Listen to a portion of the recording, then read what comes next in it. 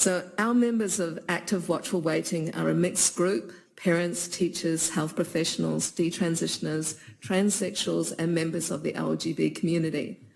And I would say, despite our differences and diversity, what unites us is our deep concern at the pipelining of young people onto the conveyor belt of products and services that underpins the profits of the gender affirmation industry.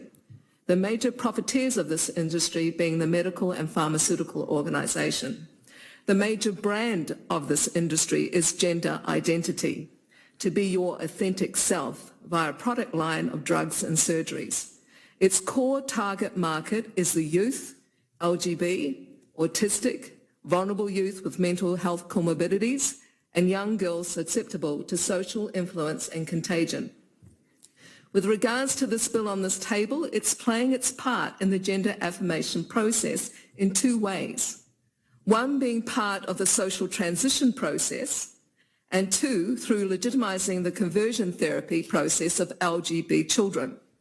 So one, social transition starts with documentation. In schools, it involves the referencing of and recording of students' gender identity, new name and pronouns, clothing and bathroom use, etc. Changing the sex on the birth certificate is taking the child's social transitioning to another level altogether. This is not a neutral act. Most youth, if pushed to socially transition, will move on to the second stage, which is medical transitioning. This involves taking of chemical castration and endometriosis drugs used to interfere or block puberty, cross-sex hormones, and the last stage is extreme body modification, mastectomies, and physical castration. Instead of a future healthy life with a body undamaged, these children who medically transition are set on a course for lifetime pharmacological dependence and increased risk of cardiovascular disease, osteoporosis, thrombosis, sterility, and probable sexual dysfunction.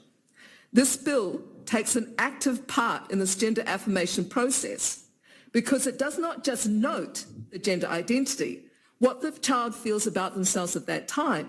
It legally falsifies the child's sex. It is dubious that this bill is affirming an existing transgender identity. It is for most youth creating a transgender identity.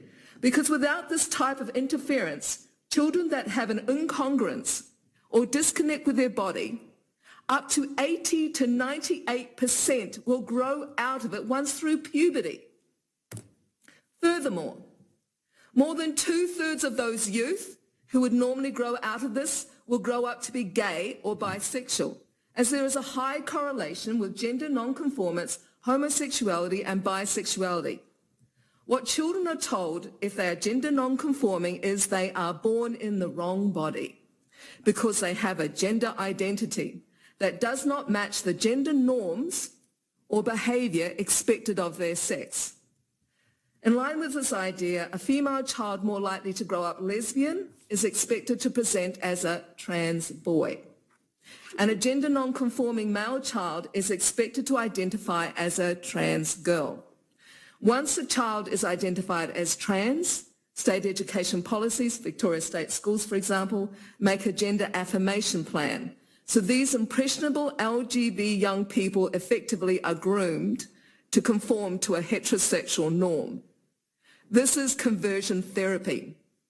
LGB organisations like LGB Defence, Coalition of Activist Lesbians, LGB Alliance Australia and LGB Tasmania call it transing the gay away.